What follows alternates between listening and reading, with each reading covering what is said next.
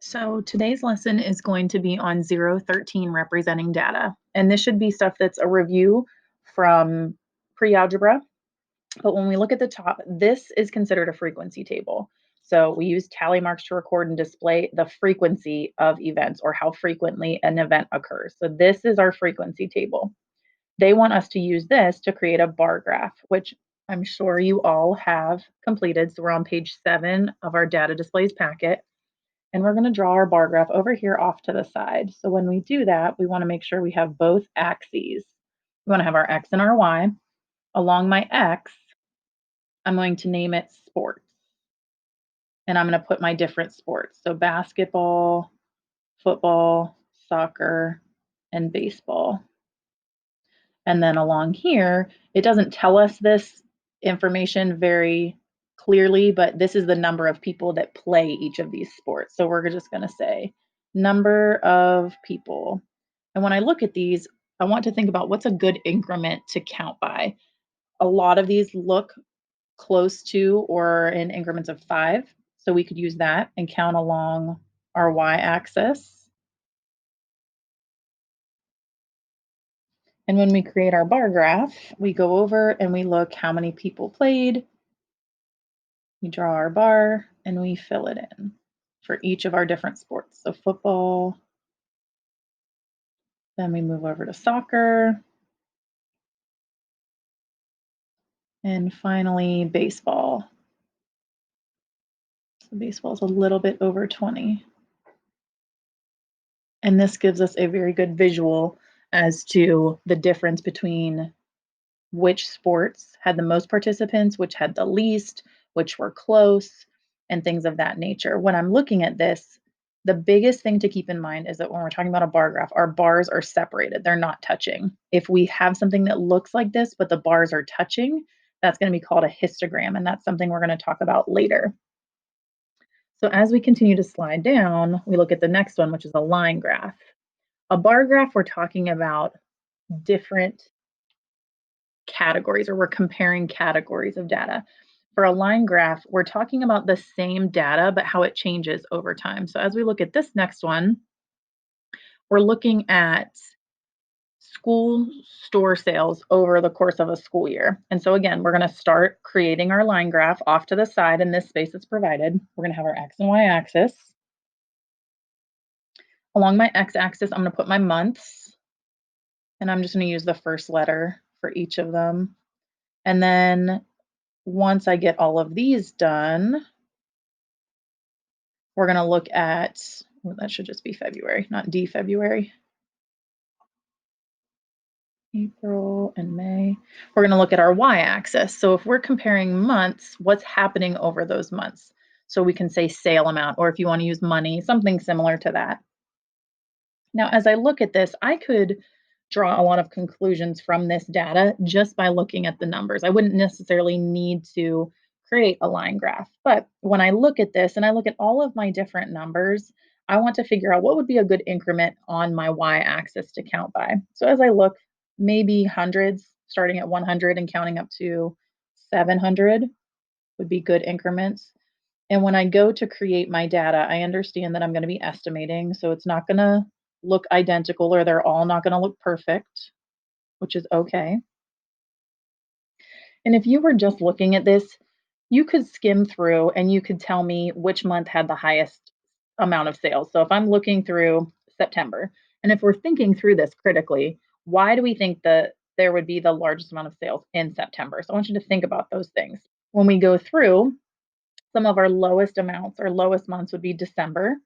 That's our actual lowest, or May. So then think about what's maybe going on during this time of year, or what's going on during this time of year that our amounts would be so low. So we're going to show all of this data in our line graph. And in order to do that, we're going to plot points for all of our different amounts. And then after that, we're going to kind of connect the dots with our points. So again, these are going to be estimates.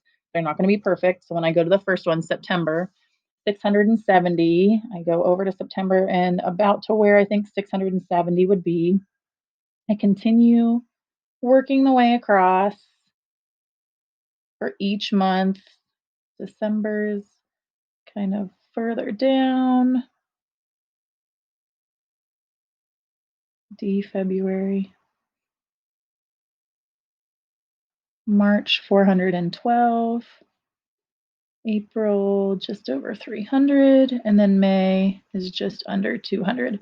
So now that I get all of my points plotted, then I connect them. And you want to try to use a straight edge if you have one, like a ruler or another sheet of paper or something like that, so that you can see the data represented as best. So now, again, just kind of like our bar graph, we have a really good interpretation and a visual as to see what is happening over time with these store sales.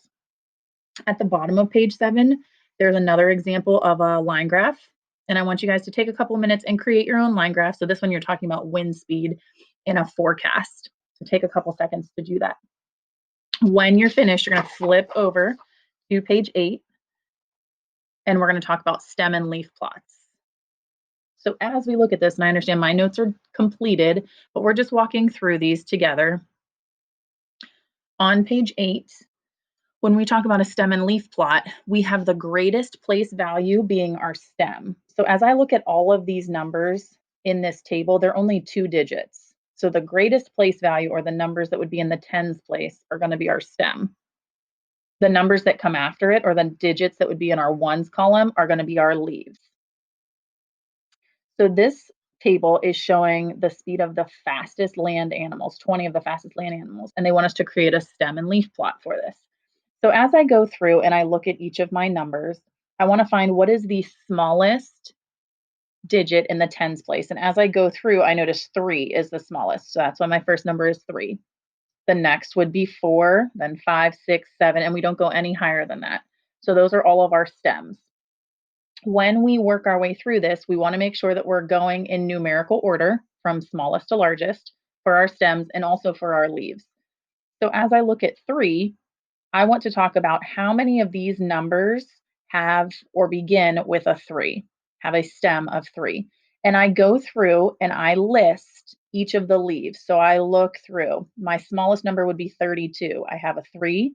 I put a 2 on the right-hand side. And if you want, you can check these off or cross them out to show that you've used them so you don't confuse yourself. And we keep going. What's the next smallest number? Another 32. So we put another 2. Then we move on. There's no 33s, no 34s. There are 3 35s. 1, 2, 3. So I have 1, 2, 3, 5s. And then there's a 36. So I have a 6. There's not a 37, 38, or 39. So we don't have those digits. Notice we don't use commas or dashes or anything like that. We just write each of the numbers below or beside. Something else that you will see when we're talking about stem and leaf plots is in the bottom, a lot of times you'll see something called a key, and it will say something, for instance, like 9/8. Well, if I'm thinking about this, this is my stem and this is my leaf, 9/8 would be, or would be representing the number 98. So when we look at data displays, lots of times we'll have a key to kind of help us get through or understand the information that's being presented to us. So you can go ahead. I know I have my answers here for 4, 5, 6, and 7, but you can take a couple minutes to complete the rest of the stem and leaf plot for each of your numbers and double check with mine to make sure that you're doing them correctly. So if you want to pause the video, you can, but I'm going to continue to move down to circle graphs. So we're still on page 8. Circle graphs, sometimes you hear them called pie charts or pie graphs as well. So it kind of depends on what your teacher, the terminology your teacher used before. Again, I understand that mine are completed. That's okay. But we are just reviewing. So when we talk about a circle or a pie chart, we talk about a piece of that pie chart compared to the whole thing. So we show the relationship between the parts and the whole. So actually think of like a piece of pie or a piece of pizza. When you order it, you get a whole piece, or I'm sorry, a whole pizza. But as you start to eat it, you take out pieces and you're comparing those to the whole thing. So we're given this table and it says Lily is spending 8 hours of one day at summer camp. And we see the breakdown of her hours. She canoes, works on crafts, eats, and hikes. And these are each of the hours that she's spending. So we needed to make a circle graph and understand how much of her day she's spending doing each of these things. So we are going to compare how many hours she's doing one activity, so we'll look at canoeing, compared to how many total hours. So we would do 3 divided by 8, and then since we talk about a circle's completely made up of 100%. So then we would take this times 100 to give us a percent. And we would do that with all of these. We would take 1 divided by 8 times 100, 2 divided by 8 times 100, and then 2 divided by 8 times 100 again. So we only technically really need to do that one time since it's repeating itself. So if you're using your calculator and you're doing that and you do 3 divided by 8 times 100, take a second to do that on your calculator and see what you would get as a percentage. And it's okay if you get a decimal. So you should get 37.5%. When you do 1 divided by 8 times 100, you should get 12.5%. And then for the last two, you should get 25%. So once we get our percentages, then we start to create our circle graph. So we want to start out with the things that we know best. I'm going to look here at 25 and 25. 25 and 25 is 50, which would be half of a circle. So if I cut my circle in half, you could do it horizontally, you could have done it vertically as well. That's half your data, or 50%. If I cut it again in half, I have my two 25s. So I can identify one is eating and one is hiking, which leaves the whole bottom for canoeing and crafting. Well, if 25% was splitting this in half, 37 and a half is halfway more in this direction. So it would then split here into my 37.5% for canoeing and my 12.5% for crafting. And you want to make sure when you're doing your circle graphs that you're putting your percentages on here so that you can easily identify. And at the bottom, kind of like with the line graphs, at the bottom there is another circle graph. I do have my information here. So you can take a couple minutes, you can work on that. I don't have my percentages up there or the actual math behind it, but I kind of have the visual over here on the right-hand side that you can see. So you can double check and see how you're doing and how your work was for page 8. Then we are going to look at page 9. So when we talk about page 9, we start talking about box and whisker plots. And these should be something that is also a little bit of a review. Whoops. And all that a box and whisker plot is, it's a graphical representation for the 5-number summary. We have talked about the 5-number summary. The box of our box and whisker plot is the interquartile range. But in case we don't remember what the 5-number summary is, we have it listed here. We have our minimum, and sometimes we also call that our lower extreme. We have our lower quartile, or sometimes we call that Q1, our median, our upper quartile, or we can say that that is Q3, and then our maximum, or our upper extreme. So those are the 5 different numbers that create our 5-number summary.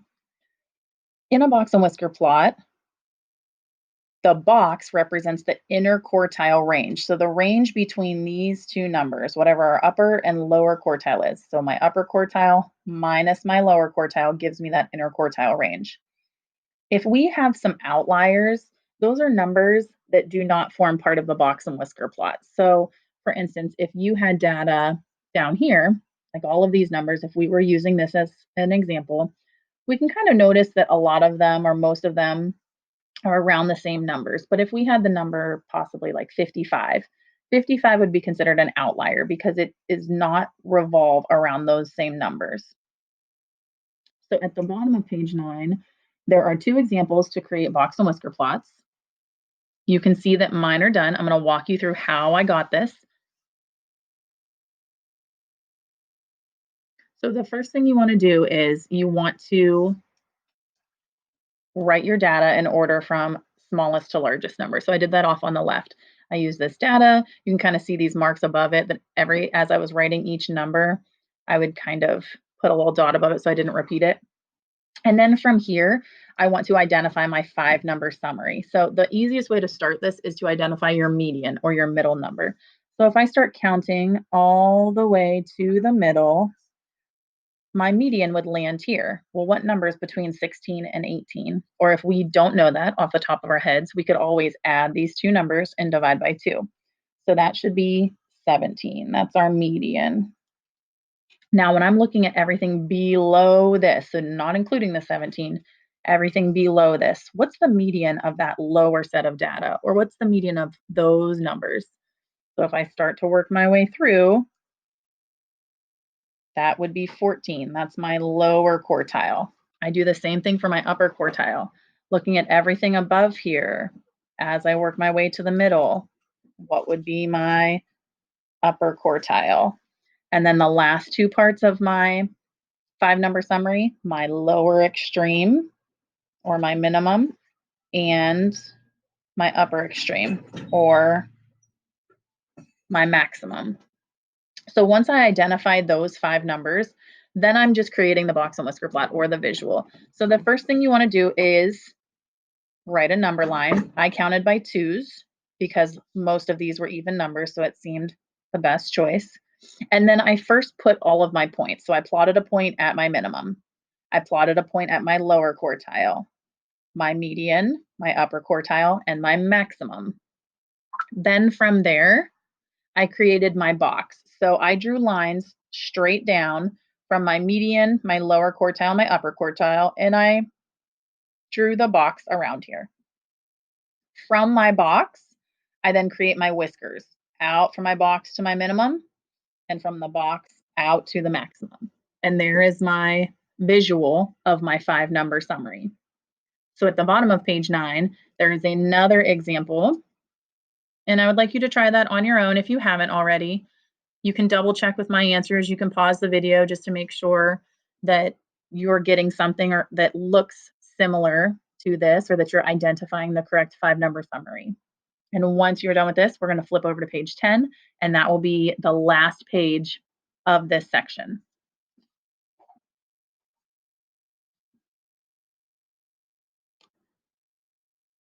So looking at these questions on page 10, these are all just determining and looking at and analyzing questions about box and whisker plots. So when we talk about a box and whisker plot, it's 100%. All of our data is 100%, but there's 4 parts, and you can identify that or see those. We have this part, the first whisker, the first part of the box, the second part of the box, and the second whisker. So if I take 100% of my data and I divide it by those 4 parts, what percent would each part be? 25. So each of these is 25%. So as I'm looking through these, some of them are asking for a percentage and some of them are asking for an actual number. What is the highest score? Well, looking, what is my biggest number or my highest score on this test? 102. What percent of the class scored above a 72? So if here's 72, I'm ignoring everything below it and I'm just looking above it. What percent? Well, this is 25 and this and this. So if I add these 3 things together, it's a total of 75%. What was the median? What was my middle score? Again, go to the middle of the box. Your median is 88. What percent of the class scored between 88 and 96? So if I go to 88 and I cover everything below it because I don't care about anything below it, and I go here to 96 and cover everything above it, what percent falls within that range of 88 to 96? And that would be 25%. So at the bottom of page 10 is another box and whisker plot. And there are just a couple questions that you're now using this information to answer. So if you can take a couple minutes and do that, it shouldn't take you super long, maybe like 2-3 minutes to answer those. Then you can confirm with my questions just to see how you did, if you got the answers correct or not. And that will be the end of our lesson today for 013.